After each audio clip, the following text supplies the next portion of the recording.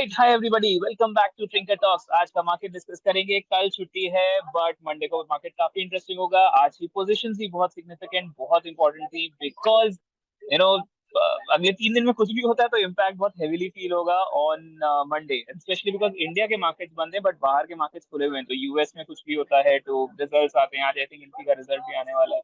So which is a heavyweight 6% market in Nifty उसी में carry करता है। So it's a pretty dicey market. So very important day, very critical day, and thus we have Keshav sir with us. Excellent analysis as always.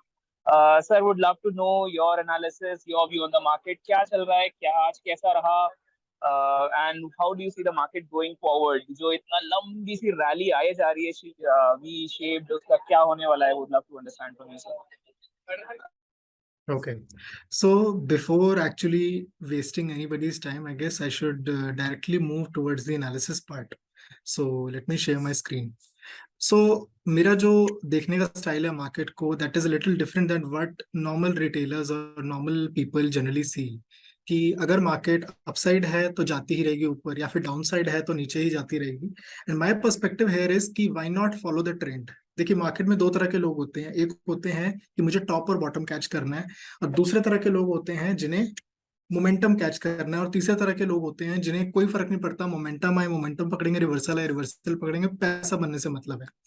तो रही बात कि identifying when to act on the reversal और when to ride the trend, that is the most important aspect. और वही चीज मैं आपके सामने डिस्कस करूंगा, एक फ्रेमवर्क डिस्कस करूंगा. Based on that I guess आगे की एनालिसिस शायद खुद कर पाए और बेटर अंडरस्टैंडिंग हो पाए. तो मैं 3 टाइम फ्रेम्स पे मार्केट को ऑब्जर्व करता हूँ broadly. One is daily time frame analysis, secondly is hourly, third is 15 minute chart. तो अगर हम डेली टाइम फ्रेम पे देखें तो एक बहुत ही बड़ी ट्रेंड लाइन निफ्टी में ये चल रही थी. एंड रिसेंटली अगर हम देखें, ऑन 10th of April इस लाइन के नीचे थी, and on 11th April this line broke. Now impulsive buyer और इम्पल्सिव ट्रेडर क्या करेगा, इस लाइन के जंप होते ही वो इस पे ट्रेड लेना शुरू कर देगा कि मुझे बाय करना है. मोस्ट ऑफ द टाइम हो सकता है कि वो प्रॉफिटेबल हो सकता है वो लूजिंग हो. So what one can do, अगर किसी को ज्यादा ही लग रहा है कि नहीं मुझे तो इस पे कुछ ना कुछ ट्रेड बनाना है, तो व्हाट वन कैन डू, यहाँ पे एक पोजीशन बाय की इनिशिएट करे, keeping this candles low as stop loss. ये कैंडल की लो क्यों इंपॉर्टेंट है, क्योंकि ये हमारी ट्रेंड लाइन पर भी है और ये कैंडल का लो भी है. तो बोथ वे एक बहुत ही इंपॉर्टेंट पॉइंट है. जिसने यहाँ पर बाइंग की होगी वो आज का दिन और कल का दिन, दोनों दिन उन्होंने अपसाइड देखा होगा. उसके बाद जो एक इंपॉर्टेंट जोन है, इंपॉर्टेंट लाइन है, दैट इज 17,800. मेरे लिए ये सबसे इंपॉर्टेंट मेक और ब्रेक लेवल है. अगर ये लेवल ब्रेक करता है तो we can see these levels of 18,100, 18,200 levels. तो आने वाले टाइम में मैं ये देख रहा हूँ कि सिंस ये बहुत ही मेजर ट्रेंड लाइन ब्रेक हुई है, एंड ये वाला जो मेजर एक रेजिस्टेंस जोन है, ये रेजिस्टेंस जोन भी आज ब्रेक हुआ है. बट मैंने अभी पोजीशन उतनी हैवीली नहीं बनाई कि मैं बहुत कन्विक्शन से करूं. मैं कहूँगा मैंने अपनी पोजीशन 50%, 60% मैंने ऐड की. एंड अगर मंडे को ओपनिंग में भी अगर ये 17,800 का लेवल अगर सस्टेन करता है तो I will surely add 100% of my positions. रही बात कि इसमें स्टॉप लॉस क्या लेना है, किस तरीके से हम इसमें एग्जिट कब लेना है, बिकॉज अ ट्रेडर की ये नहीं होता कि आपको सही या गलत होना है, आपको ये है कि आप अपने प्रोसेस को फॉलो करो, एंड आई गेस प्रोसेस को फॉलो करेंगे तो लॉन्ग टर्म में यू विल बी प्रॉफिटेबल. तो इस पर्टिकुलर कैंडल का low, that is this level, that is 17,700 should be the stop loss. तो रिसेंटली जब ये मार्केट का यहाँ पे एक लो लगा था 17,800 का, around this date I guess I have updated on my Twitter also, 27th और 28th मार्च को I have updated that I am buying futures of Nifty, and I booked somewhere around 17,400. And obviously जो इतनी बड़ी rally है, ये बड़ी rally miss करने का जो कह सकते फोमो हुआ, वो चीज हुई, तो obviously nobody can catch this whole move. It's very very tough to write it, क्योंकि मेरे लिए एक important tool, although I don't use indicators, but the only indicator that I use is 200-day moving average. तो I guess जब 200-day moving average के ऊपर भी Nifty आ गई है, ये एक इंपॉर्टेंट ट्रेंड लाइन भी ब्रेक हो गई है, फिर ये वाला एक रेजिस्टेंस भी टूट गया है, तो आई गेस यहाँ पे हम ऑल टाइम हाईज को आने वाले 3 महीने 4 महीने में देख सकते हैं. दैट इज माई पर्सपेक्टिव कि अराउंड 19,000 लेवल्स आ सकते हैं. लेकिन ये व्यू मेरा कब तक वैलिड रहेगा, जब तक हम 17,800 के ऊपर रहेंगे. इसके अगर नीचे जाते हैं तो मेरा व्यू नेगेट हो जाएगा.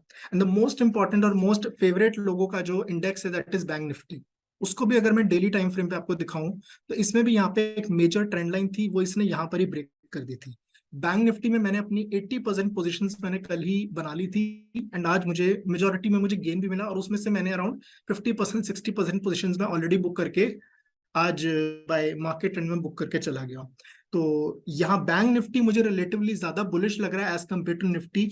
बैंक निफ्टी मतलब एक एक जो एक आइडिया होता है, आइडिया इज नॉट अबाउट कि कौन अच्छा है कौन बुरा है, आइडिया इसकी मुझे लगता है कि bank Nifty should out perform Nifty in the short term for the 2 months और 3 मंथ्स। तो मैंने एक पेयर ट्रेड भी मैंने इनिशिएट किया हुआ है, लाइक अराउंड 1 वीक मैंने ये ट्रेड इनिशिएट किया था, और आज के टाइम पर भी मैंने इसमें आज और कल में मैंने इसमें इनिशिएट किया है। आने वाले वीक में भी मैं इसमें और ट्रेड इनिशिएट करूंगा। मैंने क्या किया है, मैंने बैंक निफ्टी के फ्यूचर्स को लॉन्ग किया है और निफ्टी के फ्यूचर्स को मैंने शॉर्ट किया है। अब इसका मतलब क्या है कि अगर बैंक निफ्टी भागेगा, मान लीजिए अगर बैंक निफ्टी दोनों भाग रहे हैं, तो I am betting that bank Nifty should be भागंग, मतलब वो बहुत ज्यादा भागेगा एज कम्पेयर टू निफ्टी। और अगर बैंक निफ्टी दोनों गिरेंगे तो I am guessing bank Nifty should fall more than Nifty. So this is something which I am betting, this is the pair trade which I have taken in the last 1 week, और अभी मैं इसमें position और add कर रहा हूँ। And रही बात की ग्लोबल को लेके कि how does it impact us, या ग्लोबल को लेके क्या है, तो मेरा पर्सपेक्टिव यहाँ पे ये है कि आई गेस यूएस मार्केट्स कल एक रेजिस्टेंस जोन पे थी और हमारी मार्केट्स एक डिमांड जोन पे थी। तो कभी कभी आपस में कोरिलेशन होता है, कभी नहीं होता, तो आई गेस मैं उन चीजों को थोड़ा सा इग्नोर करके चलता हूँ। But as a beginner one should be avoiding the days जहाँ पे कुछ मेजर अनाउंसमेंट होनी है। तो जैसे कल यूएस का इन्फ्लेशन डेटा आया, better than expected inflation data आया, मतलब it was a good news for people. तो पहले मार्केट ऊपर गई, फिर वहां की मार्केट नीचे गई, बट एट द एंड क्या हुआ कि मार्केट नीचे ही क्लोज हुई because of commentary all this things. So I guess rather than tracking the news, if we track the price, क्योंकि price was already telling you something।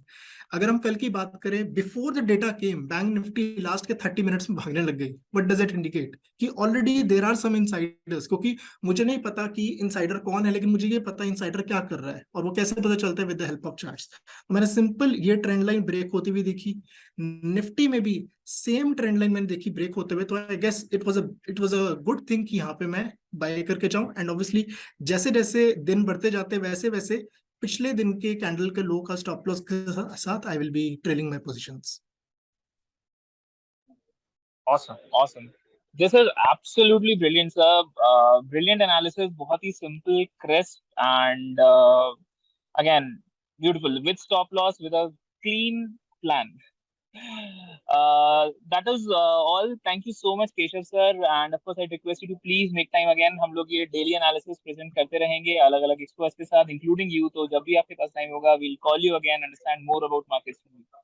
Okay, thank you. All right. Thank you so much, everybody. Thank you so much, Keshav sir.